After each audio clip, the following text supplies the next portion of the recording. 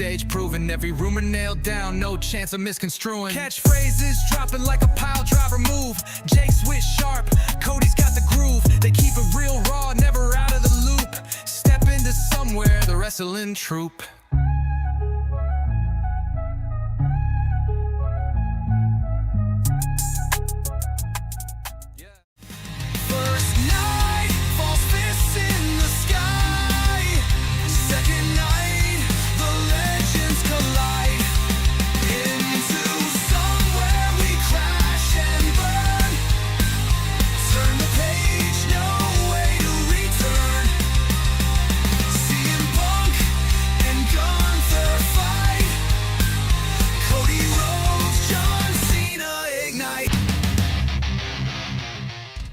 Broken foot, but the show rolls on.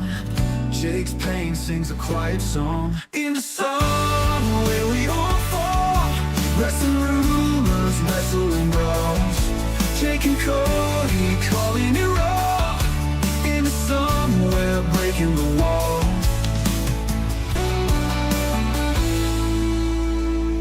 Eclipse, a suplex, dreams and chair shot screams. Fans in the chat throwing wild extremes. Jake's got crutches but his spirit won't bow. Cody laughs, Jake wipes his brow.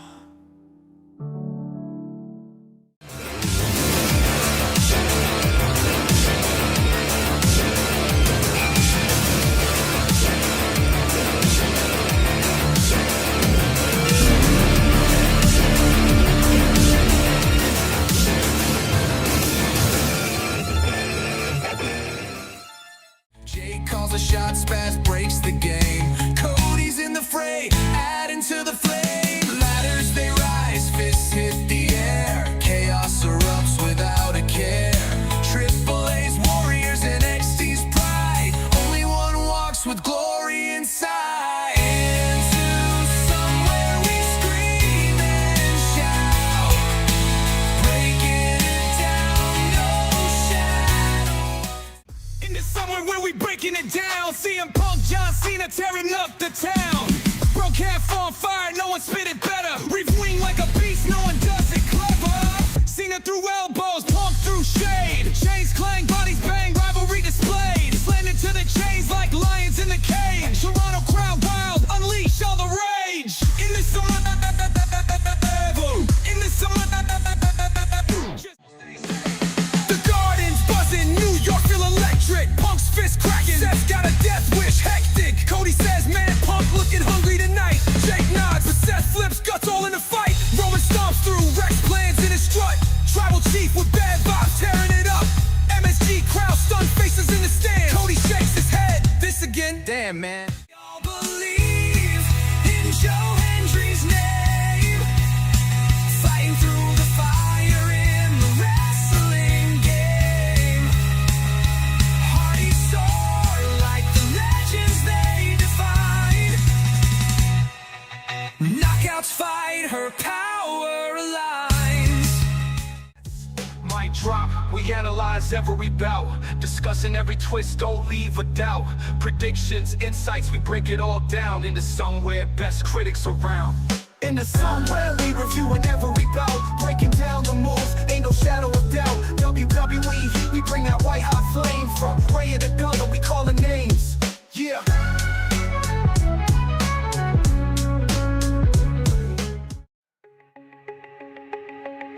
Turnbuckle tension, the ropes might snap. Jake calling spots, Cody's laying the map. Spaz with the bent, or a joke then a clue. Breaking it down for the hardcore crew. In the somewhere wrestling minds collide,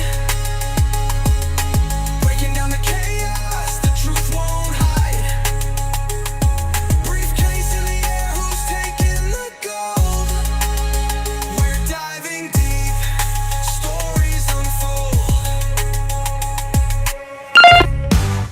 Jake says Cena still got the fire. Cody leans back, calls Logan a liar. Two sides, one ring, who's gonna win? They rewind the promos, frame by frame, every stare down, every claim, picking apart the stories within. Somewhere where the pixels collide, predictions fly.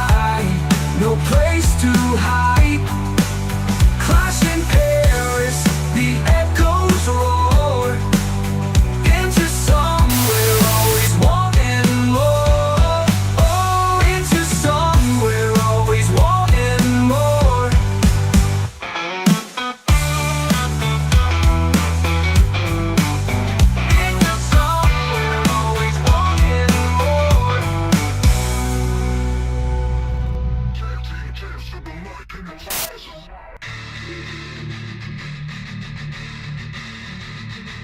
right. Clash in the Castle. What's going on, ladies and gents? Jake, aka Countdown Ended, coming to you once again. It is August 31st.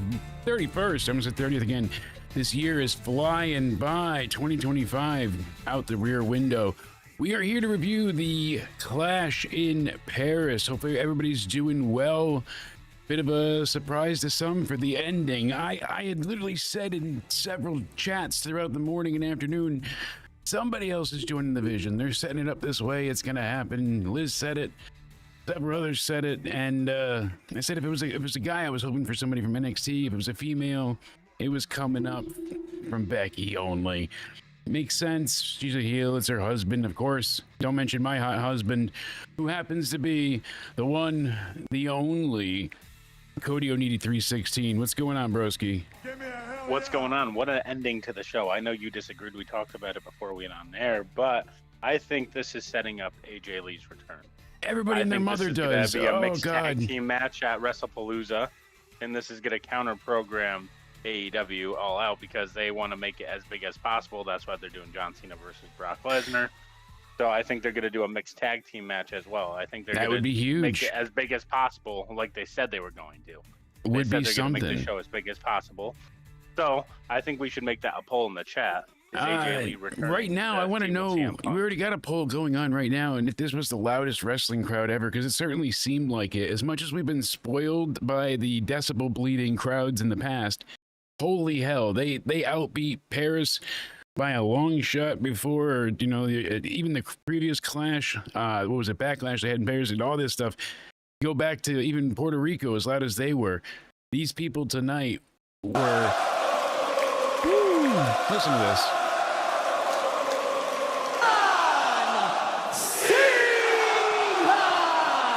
I mean, they had the camera shaking multiple times. It was absolutely incredible.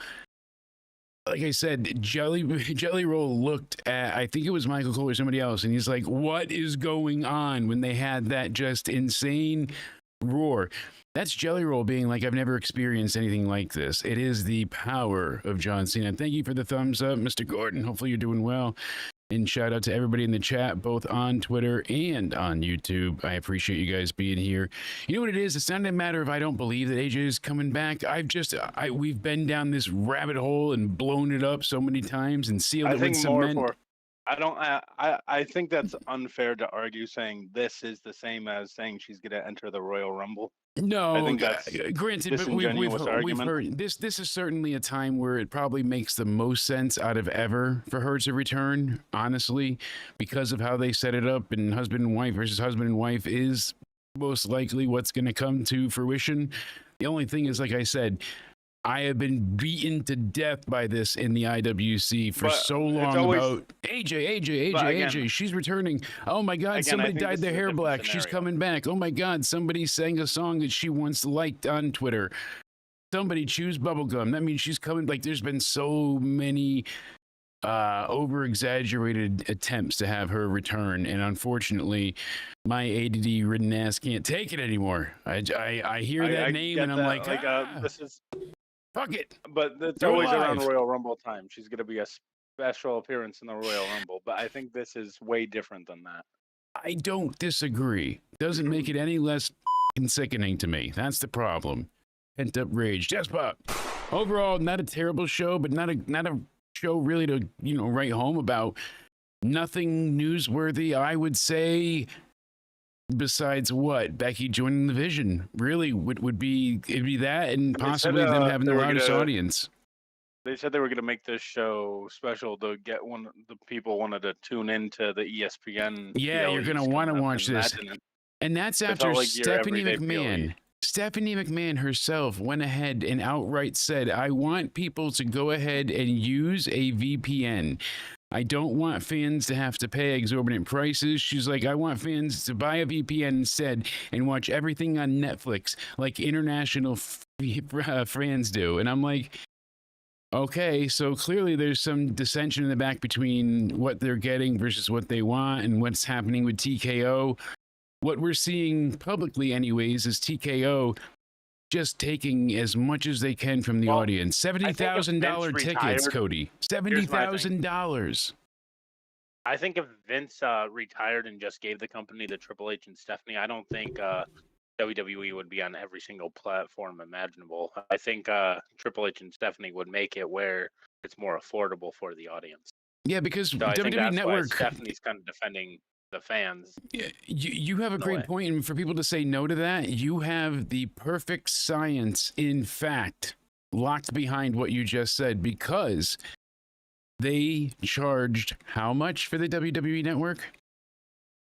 $9.99. They made us sing it out loud. They had people wearing T-shirts in the audience and holding up $9.99 signs. That was a great deal too. But that's the thing. You got everything. Their library and DLE's pay-per-views at the time. All of that was like a bonus, because really what you wanted was the monthly pay-per-view, and sometimes there were 2 a month, and we were paying $60 back then for one show.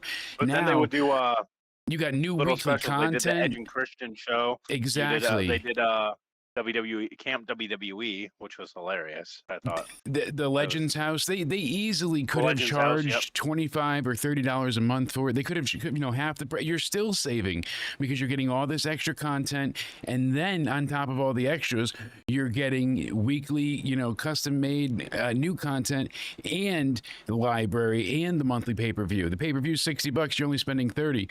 But instead, they didn't overprice fans. They let people get free months out of everything. Like they let that code stay alive forever. They just wanted you to watch.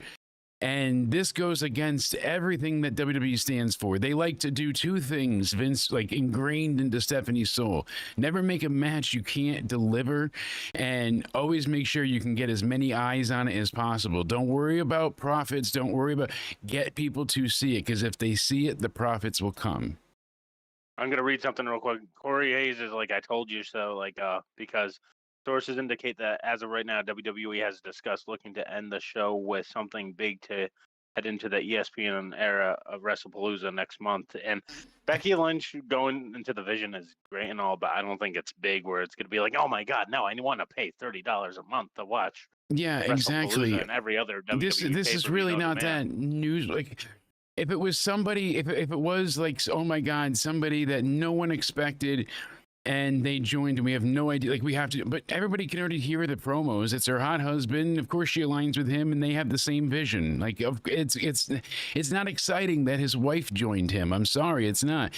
If he had somebody like a debuting Kiana James, and we know he's got this, great wife, and now there's this dissension and stuff, but she's going to do so. We don't have any of that. It's like, there's no speculation here. We know why Becky aligned herself with her husband. Of course. I wonder if Nikki Bella is going to be like a stand-in in the meantime for that until they get AJ to return. Could we see Punk and Nikki team up, since they had that happen tonight with Becky and Nikki? I would not care for that Punk and much, Nikki but are not teaming up. Punk and AJ will be teaming up. Thank you. I'm not going to be sold on it until it happens. I'm poo-pooing everybody's party. So do you think this is just another? You're comparing this to a Royal Rumble surprise? No, because it's not just a Royal Rumble surprise. People have all but confirmed she's been returning. Oh, this is a lock for this time. This is a lock for that time. The first female Money in the Bank, the first Women's Rumble, so on and so forth. She's a dead set for it. Then it just kills any speculation out of me. And second off, they didn't speculate towards AJ at all tonight. Nothing they did hinted at her character, or anything about her. All they had was Becky, Seth's wife, join the group. People are just saying, Rollins, hey, he's got a female partner, so now Punk needs one, and he just so happens to be married to a wrestler. That's the only loose-based connection. Just do a 2-on-1 handicap match. I'm not saying that she won't return, but they didn't give us any hint at her returning tonight, besides a woman that's a wife joining a man, her husband. Why is that immediate? I know, but I'm saying there's no, it's just, one, that's bland and boring, but there's no speculation or wonder or even drive to insinuate that AJ's returning, besides the fact that that's Punk's wife. Like, that's what I'm saying. They didn't hint at anything. So people on Twitter right now, or in Reddit, are losing their minds because Becky joined Seth, not because if they teased AJ in one way, shape, or another, they had Becky do something of hers or skipped around the ring or something to allude to it, anything at all, I wouldn't be as pessimistic as I am. But as my chair sinks lower and lower, I say nay. For right now, I don't see it happening. I'm not poo-pooing all over it entirely, but for right now, I am shitting on it in the here and now. WWE, if we're going to go off reports, so like WWE has said that they're trying to make this big because they're counter-programming AEW as big as they can. And if your points make sense. It certainly is, but they could also just have the Lesnar and Cena match, and that's enough to counter-program as well. I don't necessarily know that AJ Lee moves the needle enough to make as many people as you think tune in and care. There's a very loud vocal subsect of fans that wants to see her again, but I feel like that's a real minority when compared to today's audience. How many people really remember her, know of her, or have ever even watched her wrestle? A lot of the fans now are young again that have no idea that Chris Jericho and CM Punk once fought at WrestleMania. Just saying, and that's not that long ago. Like about that, I should probably release that new news. So again, alluding to anything, it could be anything. If Fightful, that's true, but if Fightful brings up I know this doesn't. So you think the reasoning is I brought Becky into the vision is because she's my wife? Not just, but she's also the current IC champ. They have the same values. She'll be underhanded and be able to be conniving and manipulative and get their way. And Seth probably is like, yeah, we need some type of female enforcement for whatever we got to deal with in the future. So why would he not pick her to elevate them even higher? She's more muscle and the threat. And I'm here to start the rumors as well. I think it's happening. When we see any type of evidence, then I'll give you that credence. But for right now, you're talking to walls again to me. One thing I will say is some people are like, oh, well, it doesn't matter because they got the revenge put in afterwards. But for Roman to win the match against Bronson. So Bronson Reed and Braun Breaker lose at SummerSlam. They've lost on Raw a bunch. And now they go ahead. They have Bronson Reed lose here to Roman. Just to go ahead and put Roman on the shelf and in a hospital, not a medical facility, an actual hospital. They have him there for the next, how many months until he finishes filming Street Fighter? So it sucks. Why have him win on his way out? Why did he need to why couldn't he put Bronson Reed over? This is another debate I wanted to get into, not the debate. I think it's good to debate sometimes. I have different opinions. Unlike the IWC, if you have different opinions, go. Might as well sign your death warrant. What do you got? I had a different opinion.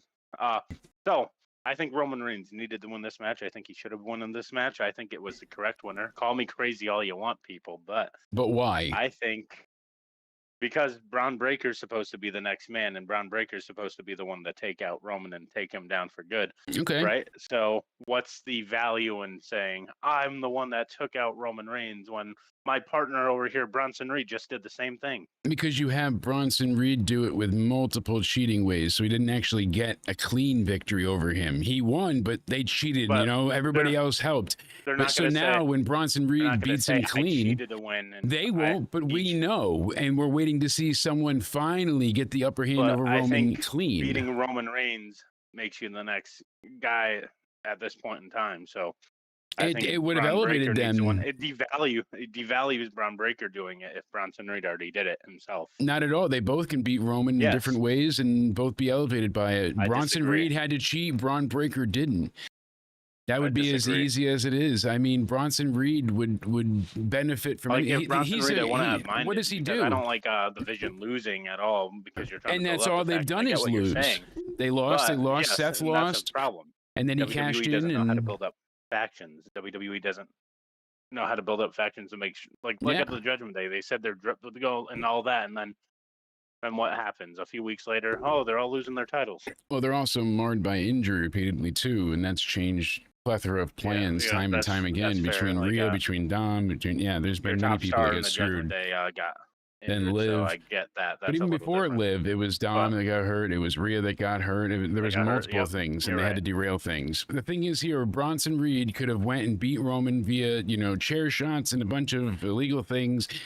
And then you can have Braun Breaker beat him without any outside interference, without any cheating. He's just that much better, stronger, faster. Gets to go ahead and kill him. And that makes him better than Bronson Reed down the line. But for right now, they'd both have a win over him. Now you have Bronson Reed disagree. losing. And what does Braun Breaker do? He wins, so he's better than Bronson. So then what's the point of the group? It just pushes Braun Breaker out further without elevating him. You get Braun nothing with Breaker it. is supposed to be elevated the most out of this. So what do we That's get already out had a of career? No offense, Bronson Reed's good, but they're not making him the guy of the group. What do we Making get Braun out of Breaker the what do guy. we get out of Roman winning tonight? You said Bronson Reed should lose because Braun Breaker is supposed to beat Roman, just like it shouldn't have been Cody, it should have been Jake kind of idea.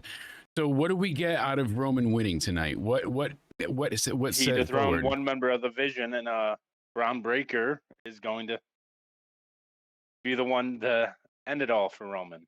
But I'm saying, come Monday Night Raw, what are we getting in the immediate future? We have to wait, what, how long? 6 weeks minimum? Maybe 2 months, 3 months for Roman to return? So what do we get? Bronson Reed lost. Roman's not going to be there for months on end.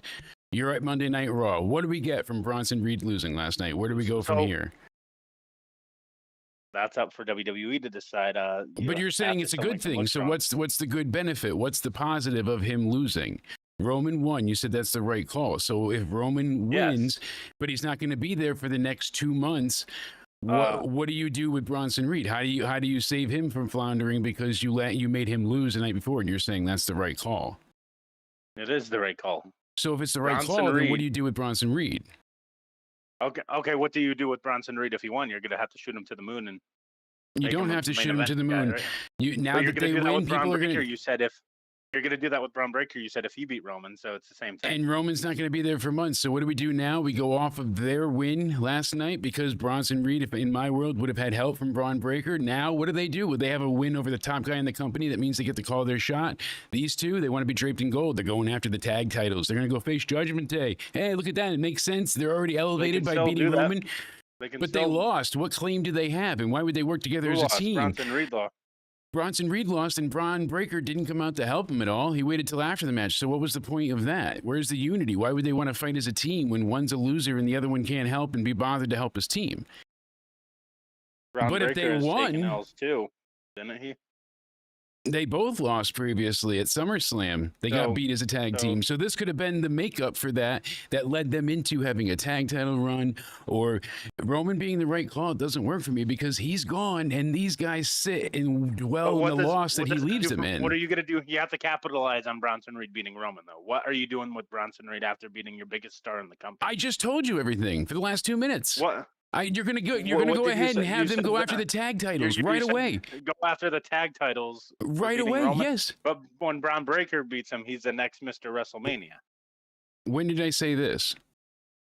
Like, that's what they're talking about. He's the That's what future they of want to do. WrestleMania, They right? want to. Yes, but he When doesn't they need to beat- face him when he yet. beats Roman's Roman not going to Reigns. be So there for if 2 the goal months. is to be the future of WrestleMania, beating Roman Reigns. Yes, Why would Bronson Reed's reward of beating Roman Reigns be the tag titles? because that's what they want to do next. That's too. Braun that's way Breaker too would have. different No, caliber it's of not. Not at all. awards. You're just not Yes. listening. Listen, Braun Breaker goes ahead and helps Bronson Reed win last night at Clash in Yes, Paris. but So he now still beat tonight, Roman hold on. regardless. So they beat Roman. Now they get to say, because we beat Roman, we're the toughest guys in the yard. We're calling our shot.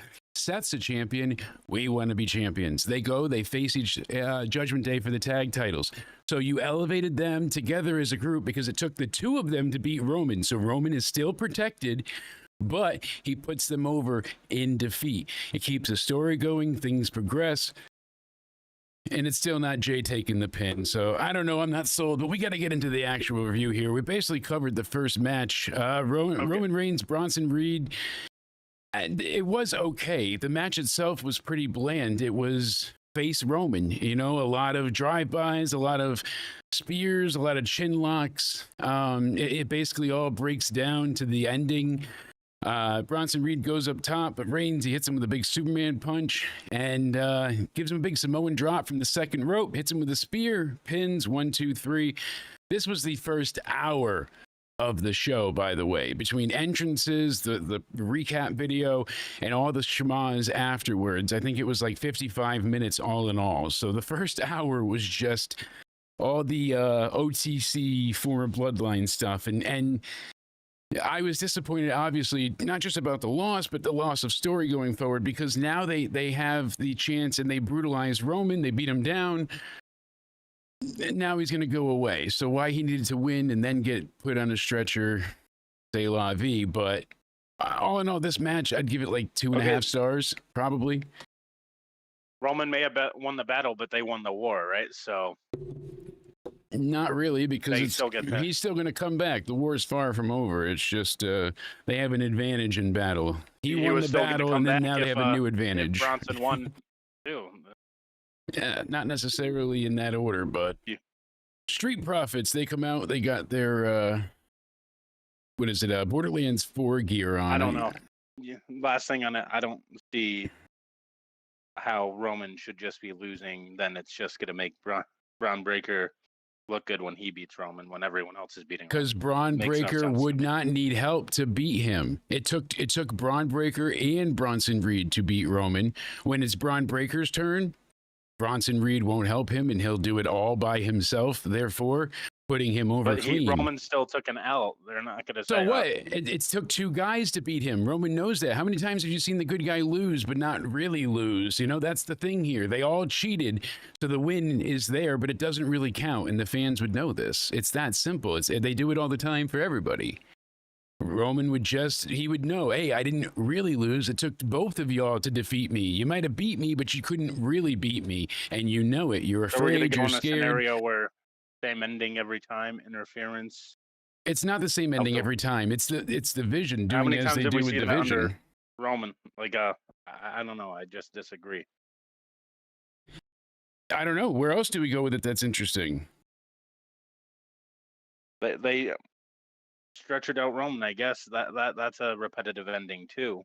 I wouldn't have done that. You wouldn't have needed to. You just beat him, and it could have been enough. Symbolically, that was it. We left him lying, but he's got to go film Street Fighter, so it is what it is. But Street Profits, as I said, they've got their, Borderlands 4 gear on. I love the first and second game. The third one, kind of bland. Didn't play much of it, but the fourth one looks okay. We'll have to see how it is when it comes out. Taking on the Wyatt Six members of Dexter Loomis and Joe Gacy. So you've got Uncle Howdy, Big Eric Rowan, and Nikki Cross sitting in the back. They're waiting in the background by the rocking chair to take everybody down. It's cool to go ahead and see the Fireflies in full effect, especially with this Paris crowd. Not only were they extremely loud, but they were a very visual crowd, thankfully. And believe it or not, Cody, I got somewhat emotional with this one just in the very beginning, seeing all the Fireflies, seeing the people singing along. It's like, too. That was really nice. That make you tear up. Yeah, it's a nice touch. Like I said, the audience was probably the best thing of all tonight. I agree. We've had a lot of overseas crowds, too. Pay-per-view was in the United States, the show wouldn't have been as good. No, certainly not. I absolutely concur. I mean, they had chants and rants. A lot of people rants. are saying this was an amazing show. I think it was an average show. It was very average. A lot of it felt like I was just watching SmackDown. Put the crowd on mute, and it's an average show. The tag match was nothing great. It was very standard for a SmackDown. To Rock versus Hogan. John Cena said himself, it's the greatest match because of the crowd. Now put that match on mute. It's the worst match you've ever seen. Exactly. The crowd made most of this show. They really went ahead and just excelled and elevated everything that the wrestlers were trying to accomplish. They were just present for everything. They had their own chants. They were hilarious most of the times. And I wish we had our resident Canadian translator. Even though Spaz doesn't speak French, we still would have had him looking shit up. This match was just a very strong SmackDown tag match. Eventually, the Wyatt Six got involved here, and they hit the plague at the end for the win. So you saw Nikki Cross holding on to somebody from the outside who was, I think it was Dawkins, maybe. Either which way, yeah. It was a good tag match, but the Wyatt Six, they're always going to be that way, and I don't know why BFAB is with the Street Profits. Isn't that Bianca Belair? Whatever. So I give this match probably 2 stars all in all. Not overly exciting, nothing horrifically bad or anything, but it was just a big time foregone conclusion. As soon as I saw this on the card, I'm like, they're not losing. The Wyatt Six are retaining, and at this point we were, lined up for predictions. I don't know what you'd give this match, but the tag match, yeah, 3 out of 5 stars. yeah, it's about fair. I mean, I'm sticking more with 2. It was just wasn't horrible, but it was very bland. It lacked anything, like no ingenuity, no like crazy spots, no. You had just very standard. Believe it or not, Nikki Bella and Becky Lynch far exceeded my expectations. They had some horrific spots, but it was so bad it was funny, kind of good. I was like, oh, that's what we're doing here, ladies. Gotcha. No, I don't think you're supposed to lift her and hit her. All right, whatever. So Nikki Bella trying to go ahead and take the women's IC title from Becky Lynch. So Nikki put on a bunch of offense early on. She goes for a big sliding drop kick, and Becky gets out of the way and kind of works her over on the outside. And the fans are still going nuts for Nikki, but they're still cheering Becky. Not as much as Nikki, but you hear that she has her, appreciative fans. And she hit Nikki with a big back exploder and then a follow-up clothesline for a near fall. Then we had to see some traded blows in the middle of the ring, and I was like, you don't even have to.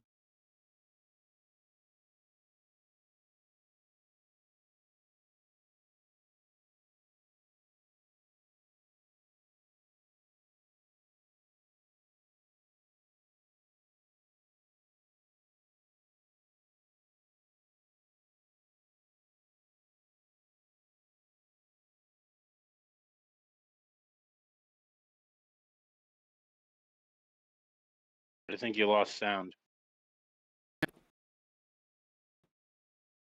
Did we? See, we lost sound. There we go. Hey, there we go. Yeah. That sounds better. So fucking thing. God damn it. There So we go. yeah, long story Got it short, fixed. exactly. It's one of those. I don't know. It keeps. Did you think you could get rid of me so easily? I thought I used the antivirus. How dare you blame Lenny? Hold on, I can get us out of here. He was a good intern.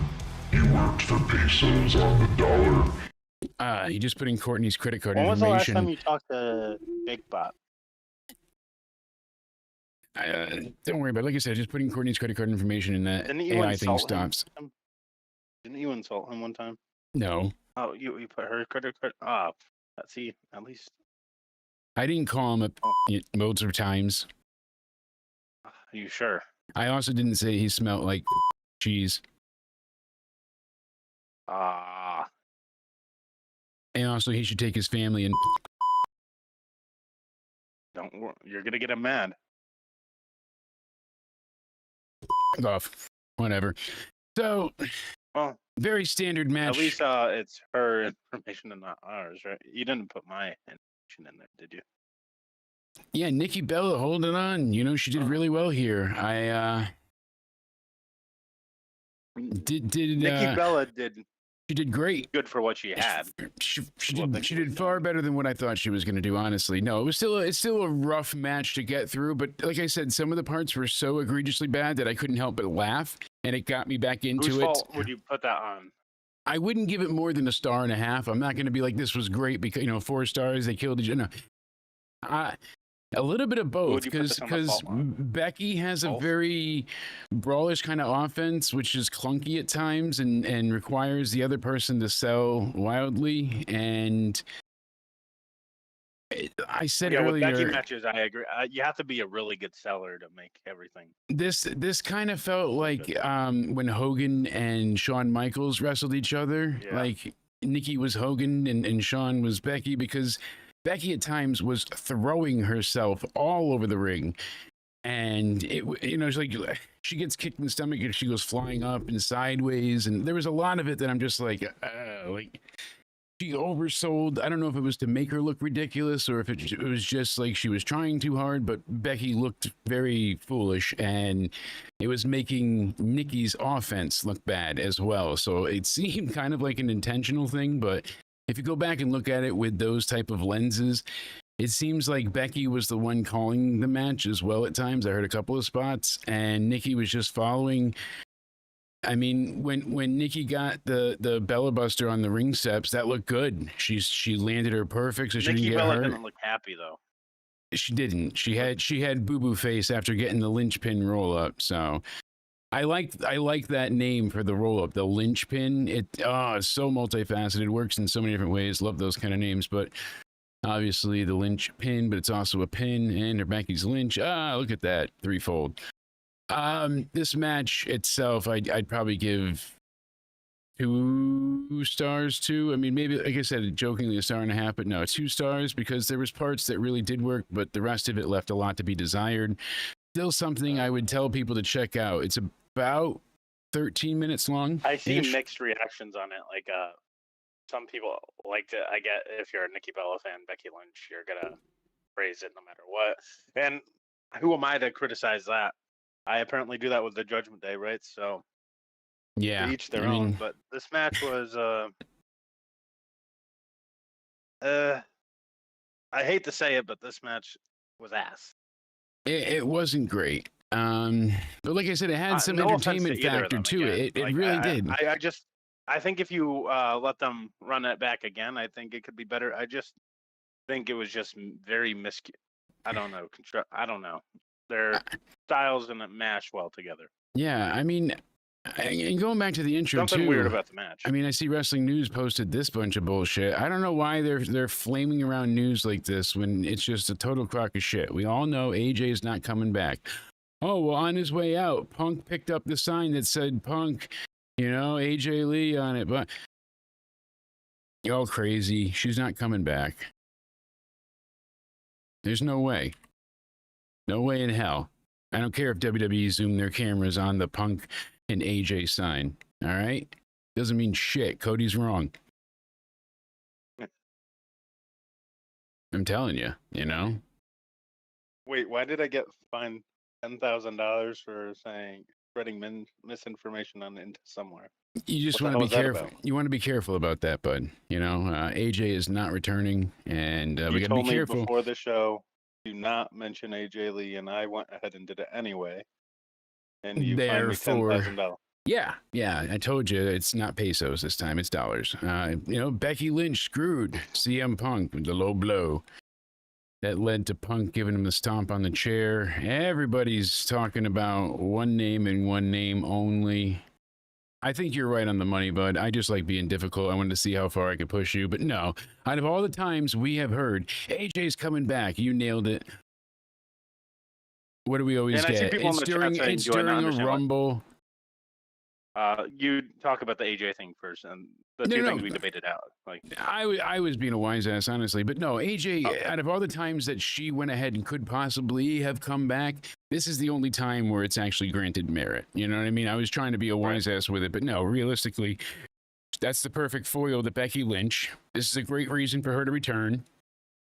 We heard rumors around Evolution that she was training again or working, and everybody thought it was for an Evolution return, but it might have been for this. Listen, I've learned not to over-exaggerate because look at me. I look like a dumb fool saying Liv Morgan was going to return at SummerSlam. God, I learned not to do that again. I still need to eat in public. I felt like the gas station thing was justified. But the other thing, you do make good points about the Bronson Reed stuff. I do get what Jake is saying in the chat. I saw some people saying, does this Cody guy not understand what Jake's saying? Yes, I do understand what he's saying. Yes. But, Jake's not wrong either. No. Bronson Reed winning, I wouldn't have minded because I said that to you on Wednesday. Exactly. I said I wouldn't mind if he won either, but I think It It just serves helps Braun Breaker more. Yeah, that's. But I think there's ways you can certainly get there. I'm just looking more, I guess, at Braun Breaker's future. But they should have done at least a few things different tonight, because having Roman That's just fair. win No, and that's then do fair. the beatdown feels really, really shallow. Eventually he'll get the win. It's going to happen. You know, we know all that, but it's just to get there in the meantime and have, you know, Roman will be off TV. I You don't say know. Braun Breaker looked good in defeat because there's always stuff like that looking good in defeat. I see. Honestly, no, I wouldn't think he looked Okay. great tonight, because he's still Hey. even. Usually, I could be like, "Oh, he lost, but he got the better of that guy." But it was basically Braun Breaker lining him up for him. So without Braun Breaker, he If- wouldn't have gotten shit. He already lost. So if people think we're arguing, actually, that's just our banter. Exactly. We don't actually get mad over each other's opinions. As I said, Jake's I'll opinion was actually kill you good. in Minecraft. Yeah. I'm definitely not reading off a script right now while saying this. But, No, definitely not. Not here. I think I don't know. I'm kind of mixed. You did bring up good points, making me rethink my argument. But Could be the LSD kicking in. I just the Nikki and Brie match. Like I said, 2 stars max, probably in that realm. Going back to it, it wasn't great, but it wasn't horrible either. And that was really kind of the crux of tonight. Nothing was terrible, but pretty much nothing was amazing. I need to ask you about a the little whole bit of Bella great, thing. and that was it. What do you think about, like, it feels like an ego thing, like Nikki wants it said in promos, but like it's not wrong either, because she did bring new wrestling fans in with that Yeah. reality show, Total Divas, right? Mm-hmm. Or Total was it Bellas? Divas and Or Total was there Bellas. okay, that was the spinoff of Total Yeah, Divas. they right, or launched something. one into the Okay. other. I've watched a few episodes because John Cena was on there and he was a heel Oh, there. But John's what house do you think about rules. the ego thing with like I don't know if it's an ego thing again. I like Nikki Bella, but how every wrestler kind of has to say, "You paved the way for us." Do you think the Bellas paved the way? No, Paved the way for they were just present when everything else was happening. They weren't in NXT lighting up the indies with these great female matches. They were still shaking their asses, being, you know, Dolph Ziggler and Daniel Bryan's arm candy, depending on the week. While people were wrestling in independence or in NXT, kicking ass, making names like Bayley and Sasha and Becky and Charlotte and Natty and so on, they were up on the main roster being valets to celebrities, or when they would have matches, it would be terrible or some shitty feud. And then they faced each other, they turned on each other, and then that turned out to be horrible because one had to be the other's servant. Well, here's the thing on that though. Like, no offense to Brie, I like the Bella twins, but Nikki, you have an argument like she belongs more, because Nikki, I think, is a better wrestler than Nikki is a better wrestler. When she returned from injury with her neck, the most recent time before this, she had to change her style up and her finisher and whatnot, and she was very improved in the ring. So, like, because Brie, I heard, has been complaining. Like I heard, like, they don't think she's coming back because Daniel Bryan's in AEW. I kind of disagree with that. I don't know, because how many couples? There are a lot of couples that still have it, but there's also a lot of couples that aren't vocal, as where Bryan's been shitting all over WWE, calling it the inferior product, and been saying how the WrestleMania 30 win meant nothing to him, and he barely remembers it, and he hated it because his wife wasn't there. That's fucked up, because like Connor, we said, right? it goes to Connor, not to Bryan, but whatever, Bryan. He's got a little too many concussions that Stone Cold doesn't believe in. But what are you gonna do? Bryan's, people said he wasn't. He kind of seems like a cockhead. A little bit of an ass. Yeah. We know that's a fact. I've got to introduce the Donnybrook match, sir. It's the Donnybrook. Go with it. Okay. Sheamus, sir. The Donnybrook match, and taking Before on you get Rusev. into this, do you think there were too many matches that were just finisher fest? Yeah, certainly. But that's unfortunately kind of been the thing lately. So Did you play a sound that I just overtalked? no. You sure? Yes.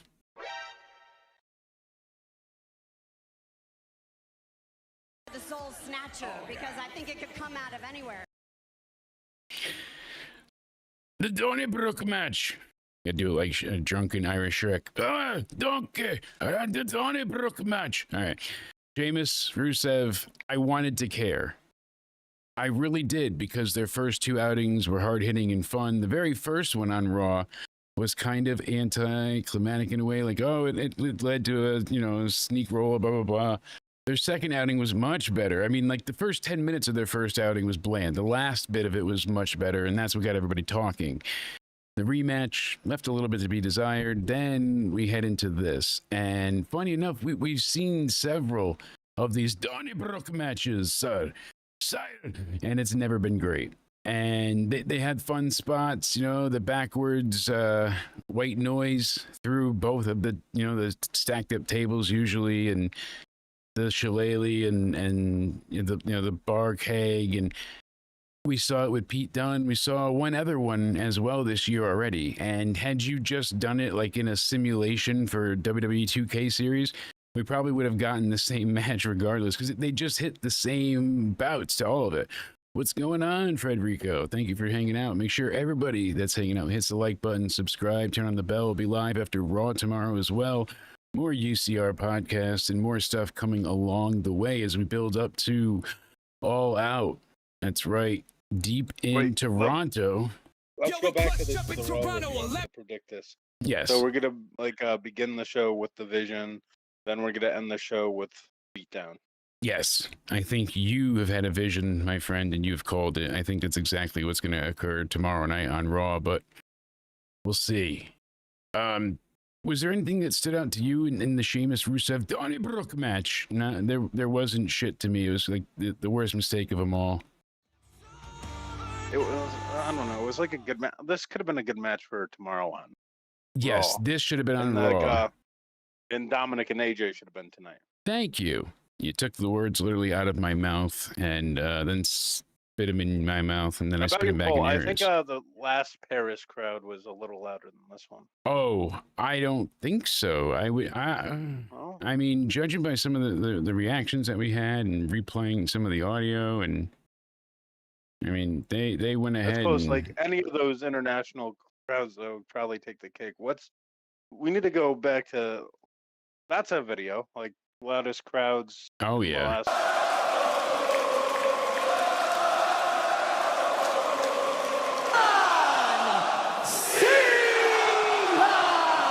I mean, they made it sound like a WrestleMania there. Yeah. Honestly, that sounds like when John's announced at Mania this year. Speaking about loud crowds, it's loud.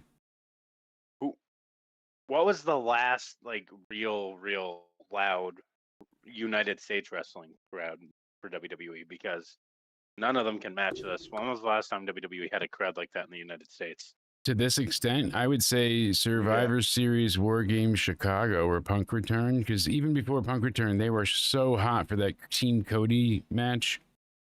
Yeah. And it was just like everybody's favorites were in that, and that was one hell of a bout. They really did a great job with that. War Games. I always want to say Hell in a Cell. And I just remember they really made you think that it was just going off the air. They had the credits right. And and then Punk returns. Zoom out where there was more on the show too that was great, but I feel like they were extremely loud that night. My memory is terrible. Did you think Punk was returning? Because you remember Sean Ross Sapp said it's not happening. Yeah, I was in the camp that he was. I thought he was. The way everything was lining up and how he had gotten fired. Some people said Rumble. I'm like, it's Chicago.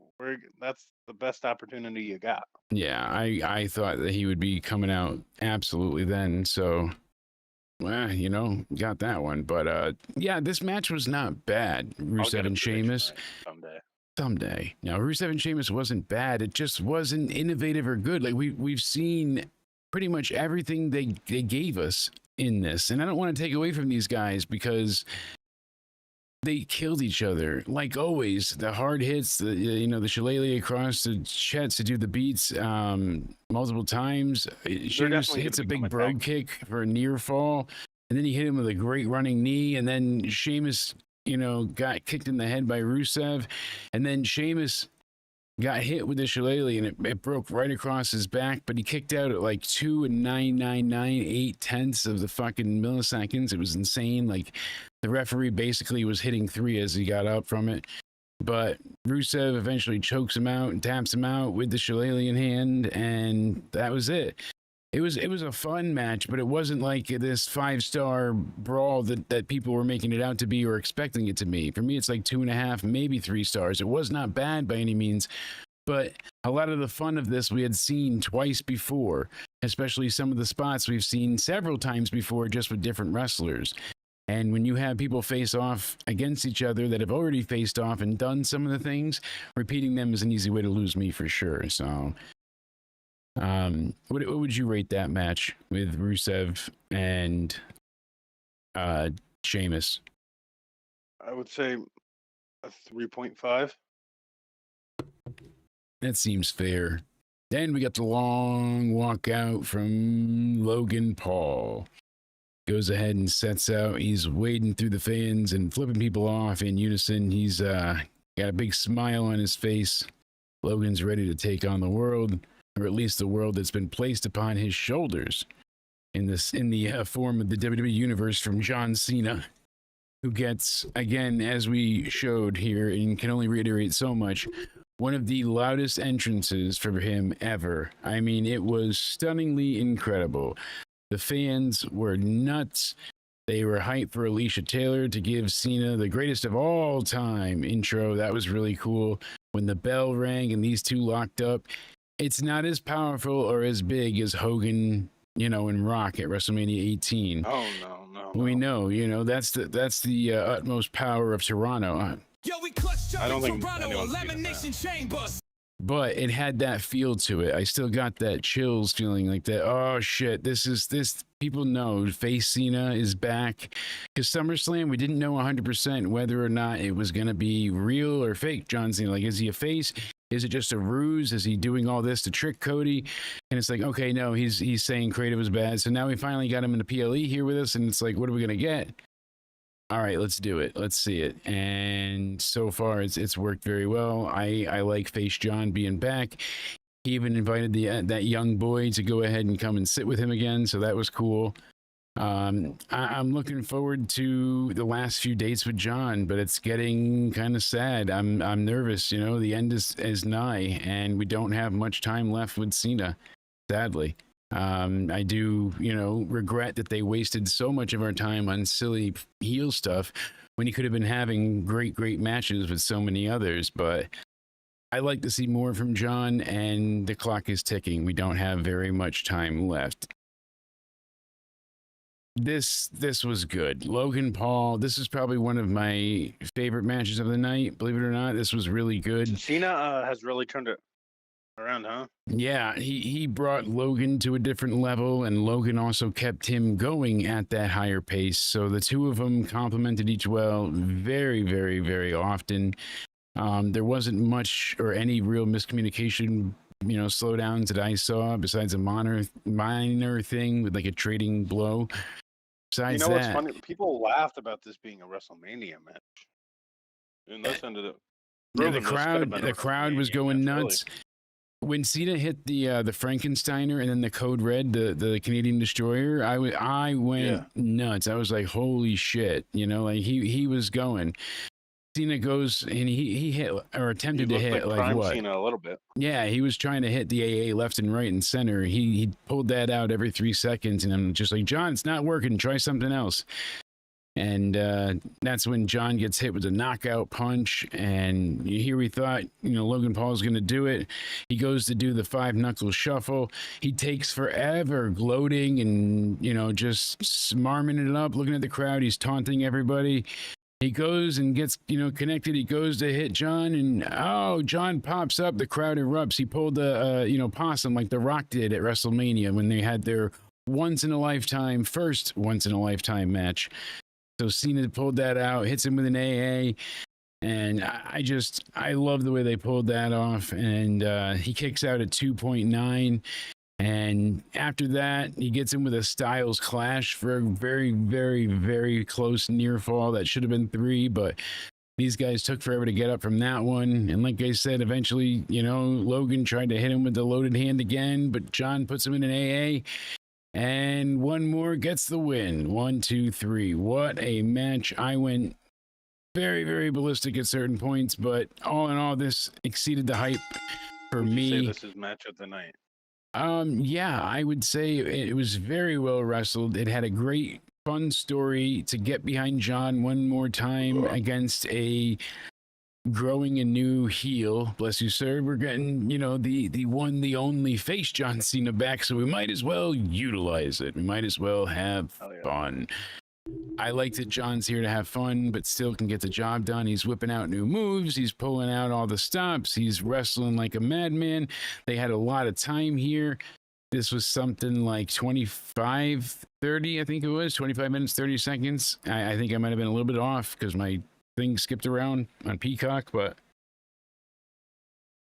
I am very upset that we're not going to get more episodes like this on Peacock. I don't want to have to deal with a VPN or ESPN and pay for that, so that's not fun at all. I'm hoping we figure something else out as my mic disappears into the ether. Yet again, I don't have the green screen up. I'm being lazy. But yeah, all in all, I really like this match. I could give it like 4 stars and feel justified. They really tried. It was very long, but it didn't feel as long as some of the other matches. Honestly, especially like the Roman match felt very slow in pace. They always had something going. Like even the rest spots, somebody was still trying to gain advantage or do something. Logan had some crazy offense. Him hitting the zigzag from Ziggler was cool. Logan does his own like buckshot lariat that usually comes across well. I forget who we saw with that new finish. It looked great too, where they flipped over the top rope and it was like a clothesline, but more of a leaping forearm. Nuts. Regardless, Cena, I don't think it was too long. I thought they did a great job here, and everything they gave us was a ton of fun. What's your rating, Cody, for Cena and Logan? 4.5. Wow, you're up that high, huh? 4.5. I genuinely, I see that being legit. I understand why that hits for you, because this really was like peak pinnacle John Cena, Super Cena, probably the one you grow up with. Like this type of can kick out of anything, 2.9998 repeating, I can do it all. It was fun. I like seeing this side from John, and it's nice to have him back as a face again. That's what we needed, because the heel turn just wasn't doing it. Was not doing it. Sadly, I was hoping we got more time with John, but clock is still ticking, so we're running out of moments in matches. But 4.25, I can see. Back 4.5 to, even. Actually, we can discuss this one. We get to the ending of the main event. Yeah, we'll come back just saw a around. good idea.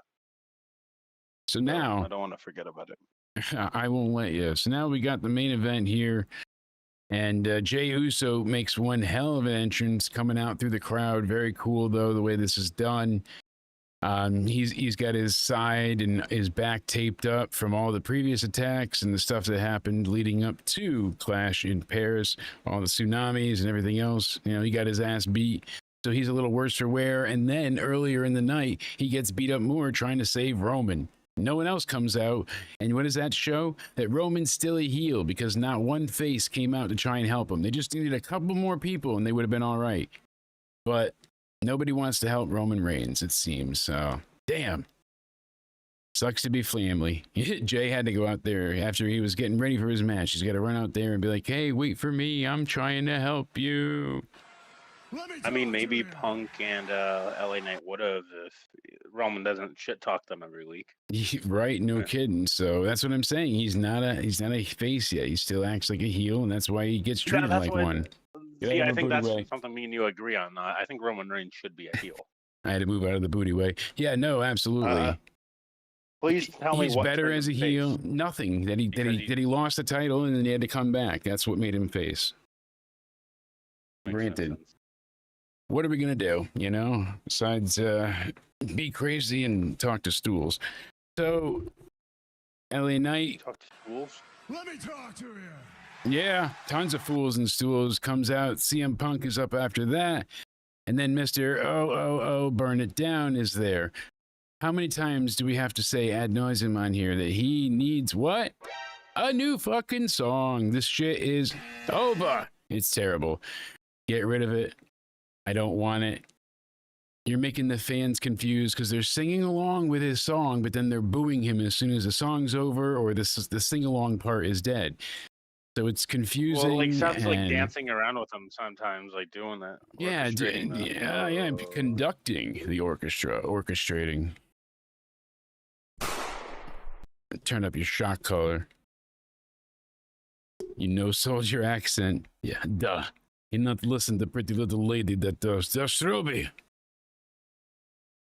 Nothing. I'm gonna have to fire you for real. Jesus.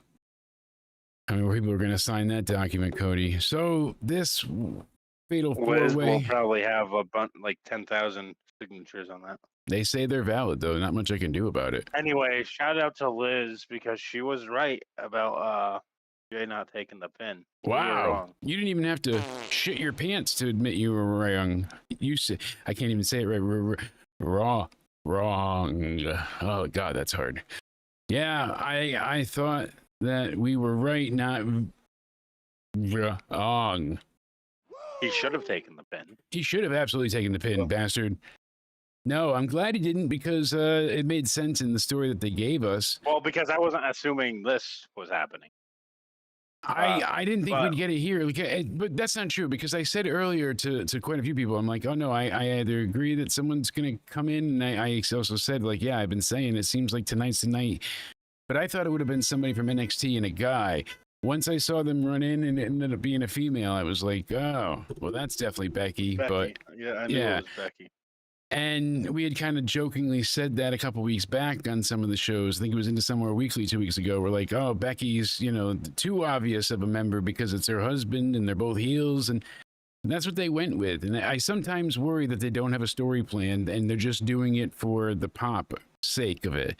They want the internet's reaction, everybody tweeting, oh my God, where's AJ Lee? Like they want that type of engagement versus we'll figure the story out later.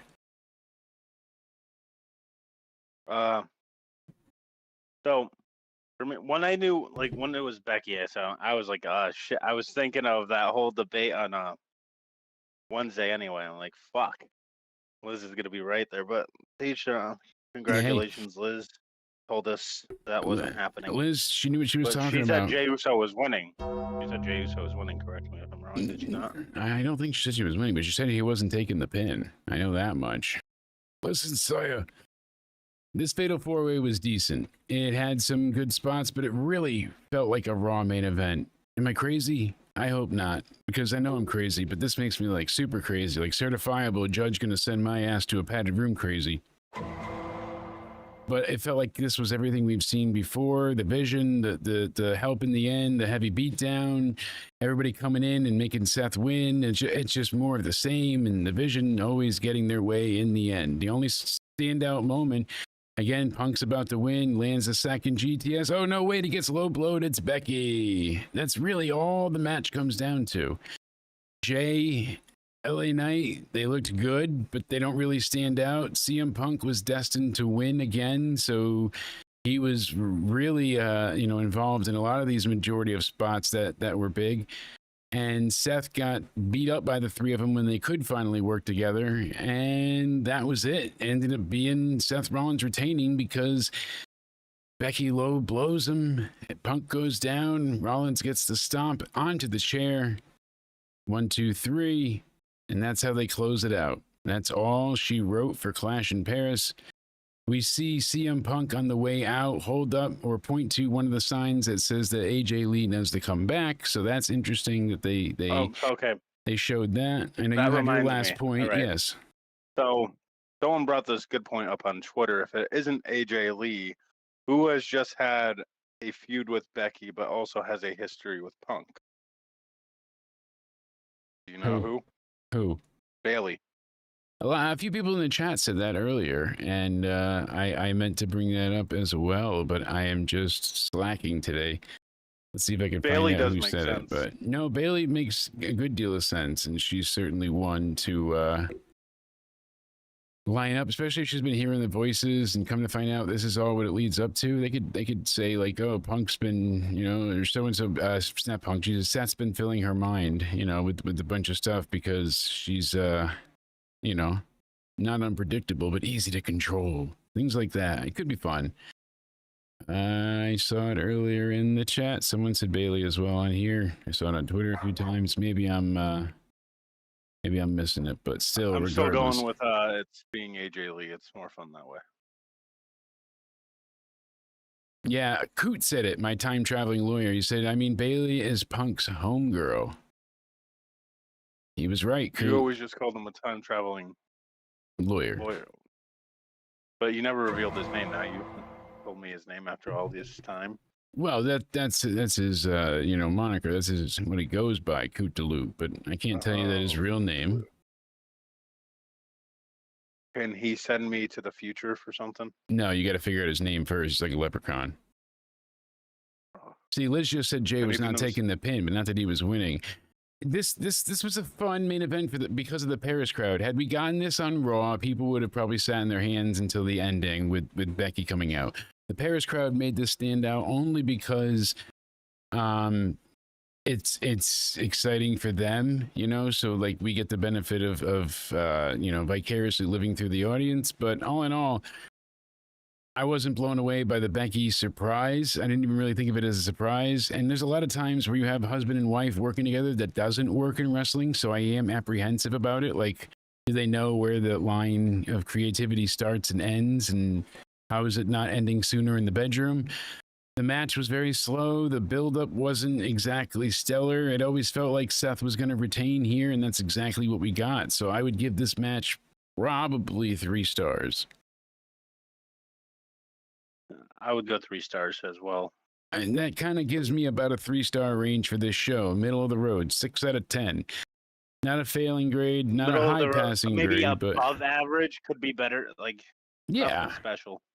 But If WWE anything, was like, we're gonna make you wanna buy ESPN to get every pay-per-view on ESPN. No, the fuck you didn't. Would you recommend any matches that you say be watched? I would say maybe John Cena and Logan. John and Logan. Becky and Nikki isn't bad. I mean, it's worth checking out if you like that style in the women's match and you got an extra, 10 or so minutes to kill. Well, it's actually about like 13 minutes, I think we said. Regardless, but above all else, I would say Cena and Logan is the most friendly of all the matches to watch tonight. Rusev, he said that the reason he wants to leave AEW has finally been confirmed. So he was doing a podcast and he says, I learned that I'm the best in the world. I beat up quite a few people and I gained my confidence way more than I had before in WWE.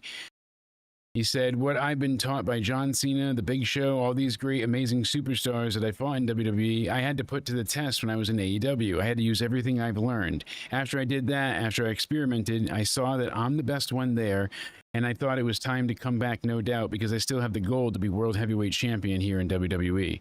So basically, he feels like he hit his ceiling and that AEW could bring him no higher. The tops that he was working with were already at the top, so ascending past them meant nothing if he's already beaten them. And it's like, where do you go from here? So with the Redeemer character, there's a lot of positives you can have with that to still use here. And so far, even with a little bit of a beating tonight, he still looks like one hell of a monster. And it's like, oh, he survives. He gets, Sheamus to tap out. Of course, he took a bit of a beating, but he still looks like a beast and a half. Roman's going to be away, they said, on WrestlingNews.co for quite some time. You're looking at least 2 months. Reigns' absence is going to be for him to film Mortal Kombat. So he's doing a month of that, and then the rest of the Street Fighter reshoots and whatnot. But he's advertised a return for Survivor Series in November. So we'll see Roman back in a couple of months. I don't remember if you mentioned it to me or not, Cody, but I think it was you and I that brought this up with Rhea Ripley getting swarmed by zombies today, or last night, really. That was absolutely heartbreakingly insane. She's trying to get to her Uber car, and some fans recognize her because they're waiting outside of the WWE staff hotel, and, the talent one. and they just swarm her like flies to shit. And you can see she already has social anxiety. She's very nervous. And I'm sorry, you got Rhea called it out online, and you got retards saying, "Oh, it's part of the job." Yeah, like no, not at all. That's not how this works. And I don't know how much I can show here, but the people were just horrific, and that's really the unfortunate part of all of it. I don't know why people have to be this way. Like, yeah, you want to see the stars? Guess what? There's more than enough meet and greets and things you can do nowadays to get yourself, to have it be, chance to meet these people. And you can go ahead and have anytime you want. You can bring stuff to the performance center. So she just gets swarmed at her car here, and you can see like everybody just bum rushing in. She's trying to walk to her car. And disgusting to see. Yeah, then somebody recognizes her right here, and then that's when somebody yells out, "Can I get a picture? Can I get a picture?" And that's when everybody swarms. And just from that one kid in the blue jersey recognizing her and be like, "Can I get a picture?" Now everybody, because like Filthy Tom and other people, Lance Storm, even Stone Cold has said, people approach me, they're like, "I don't know who you are, but somebody said you're famous. Can I have a picture?" Yep. Like people just want to see it. So I mean, it's crazy. She said, "Remember, we are people. Do not swarm me or anyone like a pack of rabid zombies. No one should ever be pushed up against a Uber driver's door and completely mobbed like I just experienced. Use common courtesy and humanity. No means no. What the fuck?" Yeah, and she said, she's "Treat overly me like polite a too. human." Yeah. That's the thing. People take advantage of this so much. Like John Cena had a run-in with an international fan, like a few years ago. Oh yeah, at where the guy Mountain Dew, didn't ask to record, and John's like, "How about you just like, ask me?" Cena's one of those guys that's just super nice. Like Rhea is, like Liv Morgan is, like all these people are super nice, and those fans know it, so they'll take advantage of it. Yeah, and they're recording more now than they were in the past. Then when everybody feels like they're recording And now, people are so saying she's ungrateful. Wrestlers aren't ungrateful because they don't want to be bothered in a fucking airport going to their Uber or whatever like that. But There's a time and place issue for it. is, That's why they set up meet and greets for you and shit. one, like that. it's an issue not just for their safety, but for your safety, because then people tramp and tromp and stomp and trample all you over could be each trying other. to do the It's right just thing and you're going to be caught in the They tramp crossfire and and get hurt yourself. Or yeah, they trample is what I was looking for, Like- not tramp. They tramp you. I think WWE should honestly offer them security. I think they can in certain instances. I don't know why they weren't. Maybe it was like, no, I'm good, and then turned into this. But like you Then said, they so had one, I think there was an issue with Sheamus too. I heard something about that too. So when you have like the danger of you getting injured or something, two, you have the danger of fans getting injured because now they're on the street, they're taking over the road, people can't get by.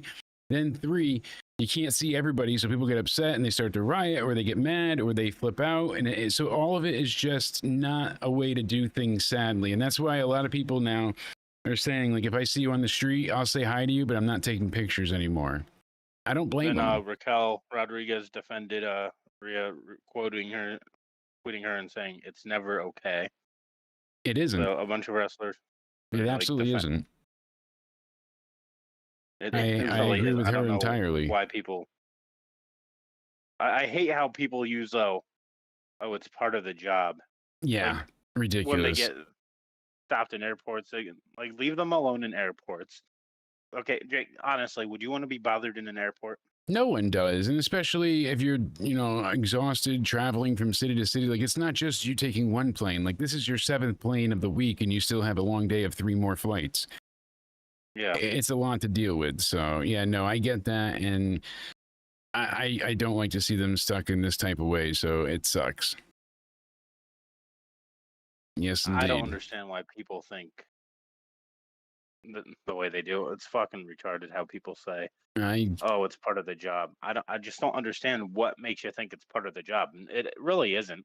No. There's time and places to meet them. Like, if you just want to take a picture with them, there's no reason why you should have a bunch of things for them to sign. Like, times and places. Like, if you saw them in a grocery store, "Oh, hey, can I get a picture?" They'll probably be like, "Okay."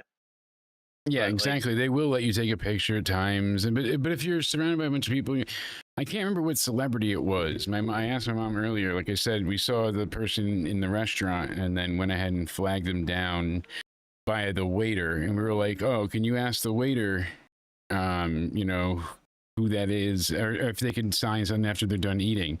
And I asked my mother, I'm like, I know I was little. I don't remember, you know, who it was. I don't think she ever answered me for that one, but interesting. I was curious. One of the people we met like that was Sheamus, back when he was first starting with WWE. He was at the Meriden Mall. That's also where I met Stevie Richards. So he was walking from out of the FYE, the basically like the GameStop type store, but for movies.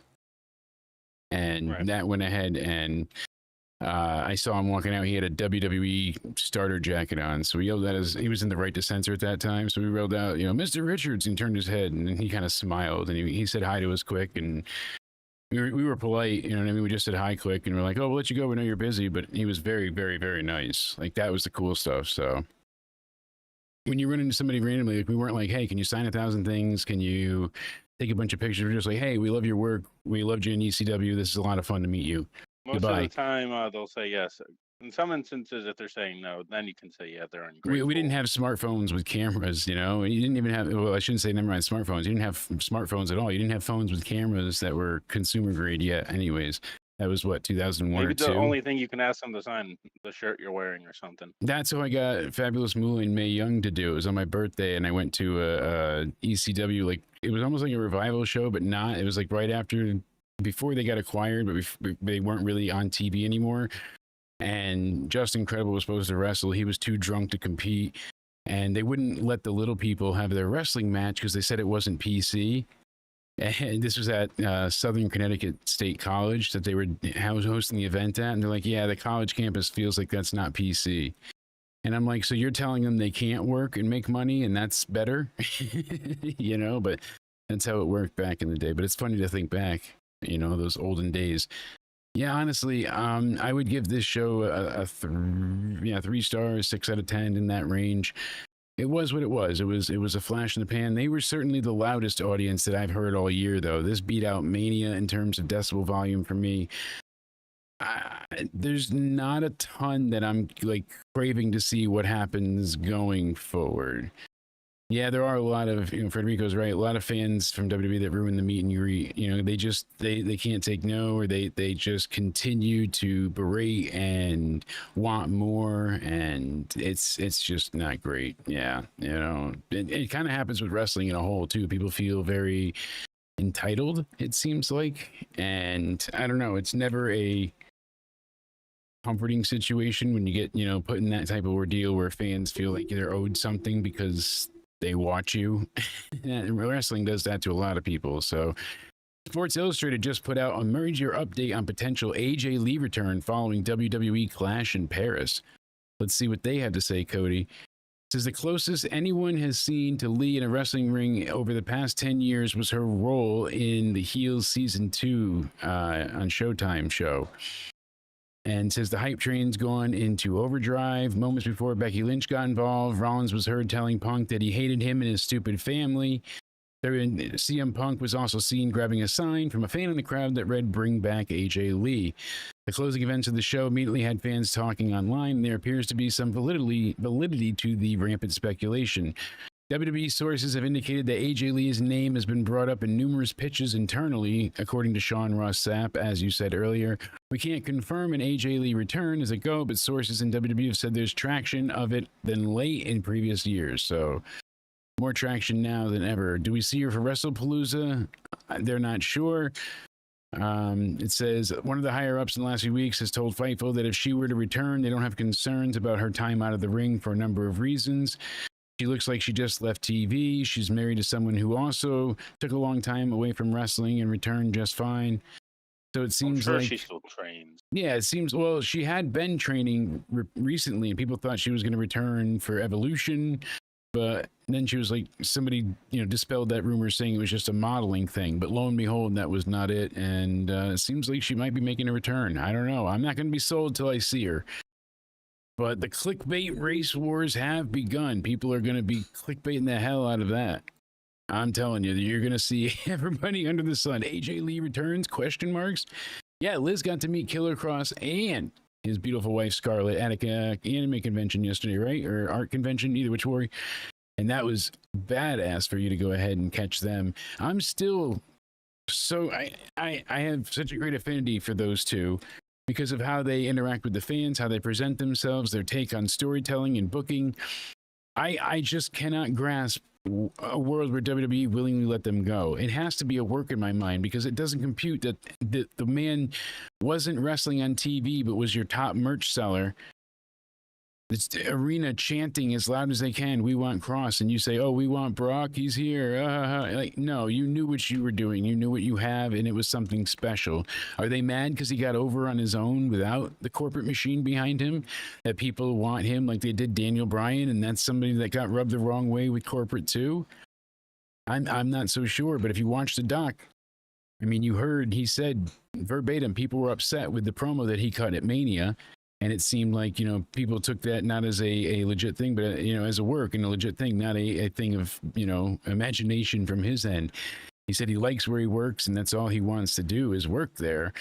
His grass is greener on the other side. No, water your grass, make it greener. And he's made many statements like that. So seeing him get ostracized out of the freaking company, you know, no more with you, you lazy bastard, you're done for. We don't want you or your wife, not going to make her an offer.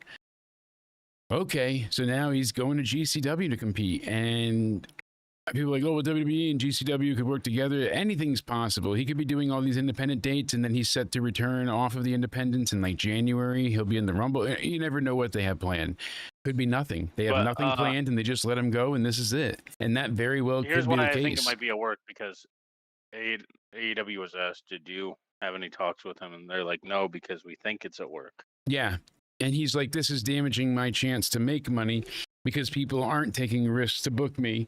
And unfortunately, that sucks. And I'm like, yep, I get that. You know, no one's going to want to call because they're going to think it's contract tampering.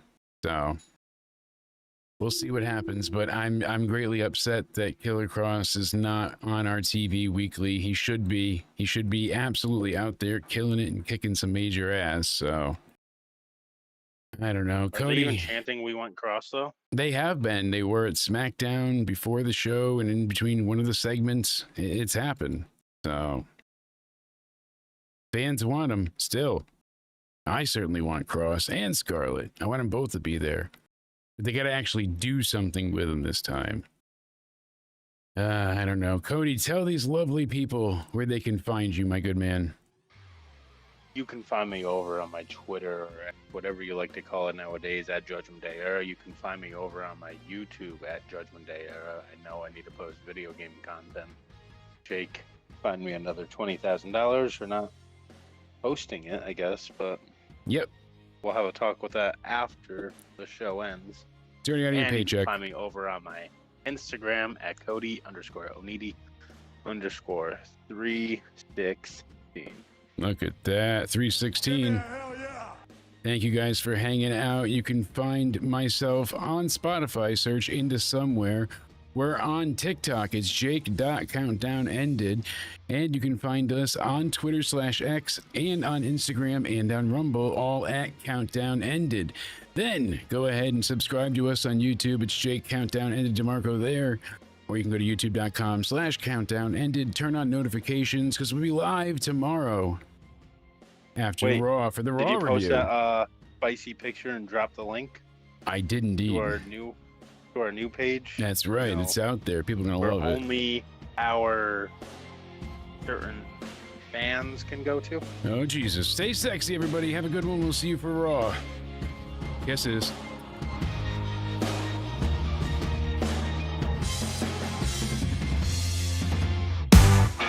Says Cena, still got the fire. Cody leans back, calls Logan a liar. Two sides, one ring, who's gonna win? They rewind the promos, frame by frame. Every stare down, every claim. Picking apart the stories within. Somewhere where the pixels collide, predictions fly. No place to hide.